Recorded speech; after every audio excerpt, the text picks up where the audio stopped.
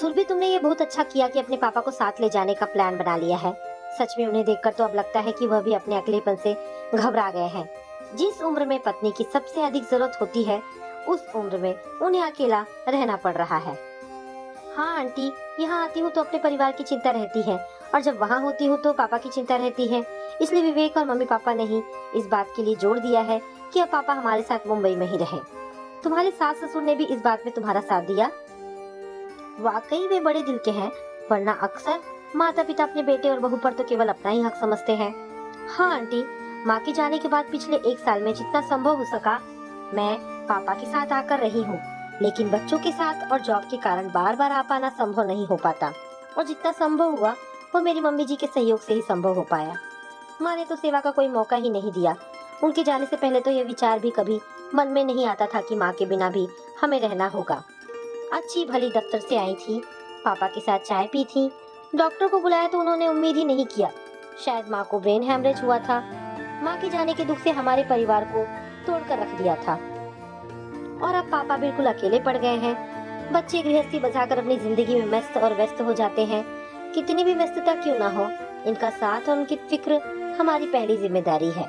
बेटी सुषमा तो इस दुनिया से असमय जाकर इस परिवार को ही नहीं बल्कि मुझे भी अकेला कर गई है। हम दोनों के बीच कुछ भी छुपा हुआ नहीं था।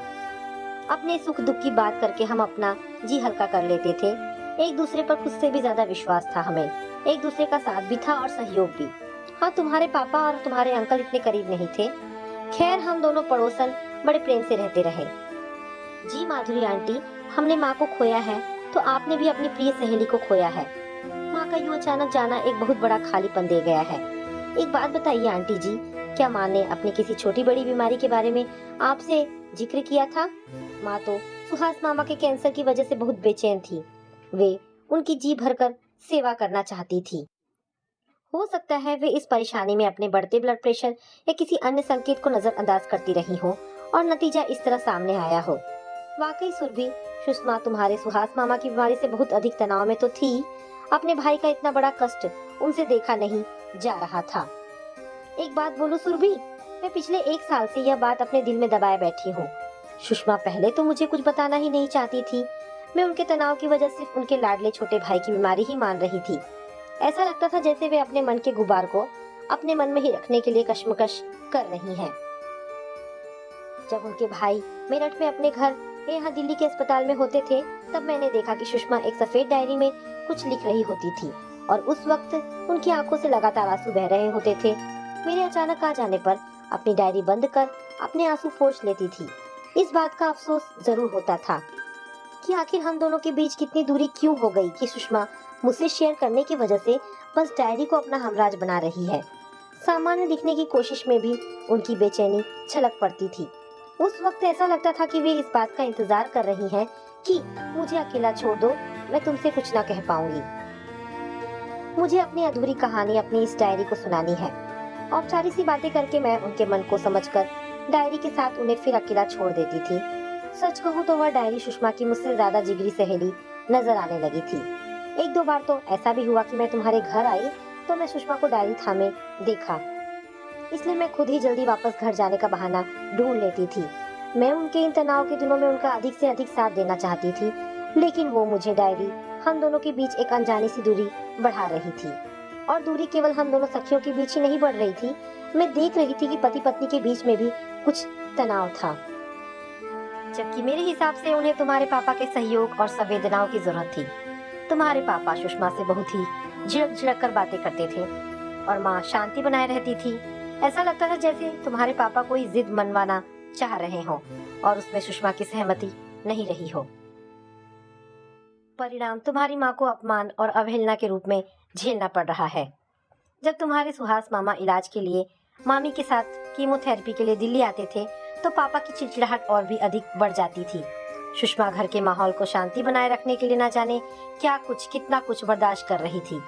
ये मैं समझ तो रही थी, लेकिन उन्होंने कभी अपने मुंह से इस बारे में कोई जिक्र नहीं किया। हाँ आंटी, मैं भी उनकी बढ़ती हुई खामोशी को महसूस कर रही थी। खूब समझाती भी थी, लेकिन ये जानती थी कि अपने लाडले भाई की इस गंभीर अवस्था को देखकर उनका इस तरह विचलित होना स्वाभाविक ही है। पापा के असहयोग और तिरस्कार को उन्होंने मुझे कभी महसूस ही नहीं होने दिया। आंटी याद कीजिए, उन्होंने कुछ ना कुछ तो बताया होगा आपको कभी। केवल मामा की बीमारी उन्हें इतना कमजोर नहीं कर सकती थी, वे तो स्वयं उन्हें यहाँ बुलाकर उनका बेहतर इलाज करा रही थी।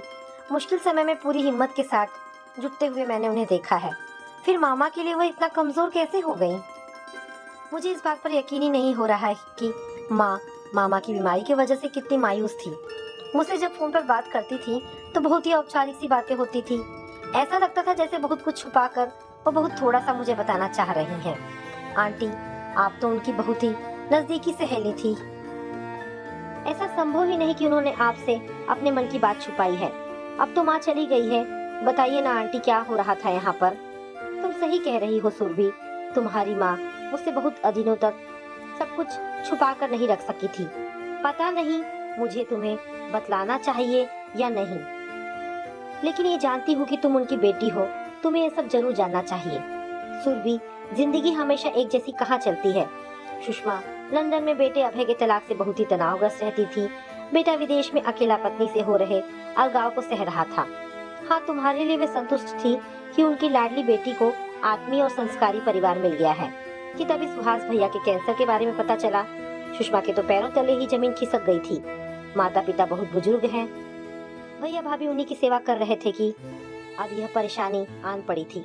सुषमा उन सभी की सहायता करना चाहती थी, लेकिन तुम्हारे पापा को छोड़कर जाना और लंबे समय तक मेरठ में रहना संभव न होता। इसलिए उन्होंने भैया भाभी को मुंबई जाकर इलाज कराने की जगह दिल्ली के कैंसर अस्पताल में इलाज कराने की सलाह दी थी।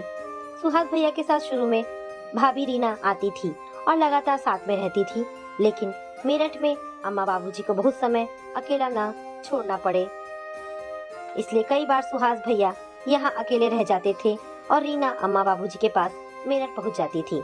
सुषमा अपने सुहास भैया का भरपूर ख्याल रखती थी। समय पर दवाई, उनकी सेवा, सब कुछ वो अपनी जॉब के साथ और कभी छुट्टी लेकर मैनेज कर रही थी। लेकिन मैं देख रही थी कि तुम्हारे पापा को सुहास भैया का यहाँ रहना पसंद नहीं आ रहा था। उनके यहाँ रहने पर वो बहुत चिड़चिड़ से नजर आते थे। माहौल न बिगड़े इसलिए सुषमा झूठी मुस्कान लिए काम करती रहती थी। हालांकि पड़ोसी दंपति की बातचीत सुनना अच्छी बात नहीं है, लेकिन एक बार जब मैं सुषमा से मिलने आ रही थी तो दरवाजा आधा खुला हुआ था। अंदर से तुम्हारे पापा मम्मी की तीखी बहस मुझे सुनाई दी। तुम सारा दिन उन्हीं की सेवा में लगी रहती हो, पैसा खर्च हो रहा है सो अलग। अब दवाई, टेस्ट और स्पेशल डाइट के लिए उनसे पैसे तो मांगने से रहा, कीमो और बड़ी जांचों के वो पैसे दे देते हैं तो क्या। और सच कहूँ ना तो मुझे उनका चेहरा बिल्कुल बर्दाश्त नहीं है। मैं ढंग से ना खा पी रहा हूँ, ना ढंग से रह पा रहा हूँ। डॉक्टर कहे या ना कहे, मुझे तो लगता है ये कैंसर भी छूत की बीमारी है। बस बहुत हो गई सेवा। अब इनसे कह देना कि जब भी दिल्ली आए सीधे अस्पताल जाए, और अगर रुकना है तो होटल में कोई कमरा किराए पर लिया करे। आप कैसी बातें कर रहे हैं? वो मेरा दूर का रिश्तेदार नहीं, सगा भाई है। आपको अधिक समय अकेला ना रहना पड़े इसलिए मैं स्वयं मेरठ ना जाकर उन्हें यहाँ रखकर अपने मन को तसल्ली दे रही हूँ। मेरे रहते वो भला किराए का कमरा क्यों लेगा? मैंने आपके माता पिता की भी भरपूर सेवा की है। आपके पिताजी की गंभीर बीमारी में तो कभी आपने संक्रमण की चिंता जाहिर नहीं की। जरूरत पड़ने पर हमारे खून के रिश्ते भला किसी और के मोहताज क्यों हो? क्या मेरी तकलीफ, मेरा दुख आपका अपना नहीं है? मुझे आपके इस तरह के व्यवहार ने बहुत निराश किया है। अब निराश किया हो या खुशी दी हो मैं नहीं जानता। तो तुम ही सुहास को यहाँ आने के लिए न कह दो, वरना मुझे कहना पड़ेगा। वो तो खुद ही जीवन मृत्यु की लड़ाई लड़ रहा है। हम भी उससे किनारा कर लेंगे तो यह निराशा उसे और भी अधिक तोड़ देगी। किसी को तोड़ने या जोड़ने का ठेका मैंने नहीं किया है। या तो तुम सुहास का साथ दे लो या फिर मेरे साथ रह लो, फैसला तुम्हारा है। भाई साहब का स्वर ऊंचा हो गया था। उफ, ये व्यवहार करते हैं भाई साहब सुषमा के साथ। दंग रह गई थी मैं ये सुनकर। कितनी ओछी मानसिकता है। पुरुषों का दोहरापन एक बार फिर देखने को मिला था। बाहरी तौर पर इतने व्यवहार कुशल और मिलनसार भाई साहब सुषमा की मनोदशा की अवहेलना कर कितना गलत व्यवहार कर रहे थे उनके साथ। मैं दरवाजे से धीमे कदमों से ही वापस घर पहुंच गई थी। घर का अशांत माहौल देखकर मैं यहाँ आना तो नहीं चाहती थी, लेकिन सुषमा कितनी अकेली पड़ गई है ये सोचकर जब दूसरे ही दिन उनके पास आने के लिए मजबूर हो गई थी। उसी वक्त रीना का मेरठ से फोन आया था। दीदी, इनकी कीमोथेरेपी के लिए हम परसों दिल्ली आ रहे हैं। सुहास की तबीयत कैसी है? अम्मा बाबूजी कैसे हैं? की औपचारिक बातें करने के बाद उन्होंने रीना से कहा, रीना, हम लोग कल कर्नाटक की यात्रा के लिए निकल रहे हैं। सुहास की कीमो समय पर होना जरूरी है, इसलिए तुम आना। कीमोथेरेपी कराने के बाद वहीं अस्पताल में रुक जाना या कोई कमरे की व्यवस्था देख लेना। दीदी, आप जा रही हैं तो क्या हुआ? आप अपने घर की चाबी माधुरी दीदी को देती जाइएगा, हम उनसे ले लेंगे। रीना ने आसान रास्ता सुझाया था। रीना, वो क्या है ना कि माधुरी दीदी भी अपने देवर के बेटे की शादी में गई हुई हैं। इस बार मैनेज कर लो, बाद में देखते हैं, कहकर फोन काट दिया था सुषमा ने। फोन रखकर फूट फूट कर रो पड़ी थी सुषमा। ये सिला दिया है मुझे आलोक जी ने सारी जिंदगी के समर्पण का। अपनी सारी उम्र खपा दी मैंने यहाँ। देवर नंदों की शादी, सास ससुर की सेवा, कहीं कोई कसर नहीं रहने दी। अब भाई इतनी गंभीर स्थिति में है और मैं उसे अकेला छोड़ दूं? बहुत जिद्दी है आलोक जी। अगर मैं जिद में अम्मा बाबूजी और सुहास की सेवा के लिए मेरठ चली गई तो सारी जिंदगी की सेवा को तिलांजलि देकर वो मुझसे संबंध भी खत्म कर लेंगे। सबसे बड़ी बात तो ये है कि माधुरी, कि मैं खुद को बहुत ही अपमानित महसूस कर रही हूँ। हम जिसे सम्मान दे रहे हैं उनसे समर्पण भी तो चाहते हैं।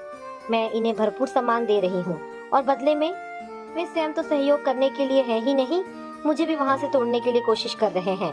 सच कहूँ तो अब इनके साथ रहने का मन भी नहीं कर रहा है। मैं क्यों इनकी मनुहार करती रहूं, आगे पीछे घूमती रहूं, केवल इसलिए कि 7 फेरे लिए हैं। इस बंधन को इन्होंने किस तरह से स्वीकार किया, केवल मुझ पर हुकूमत करने के लिए।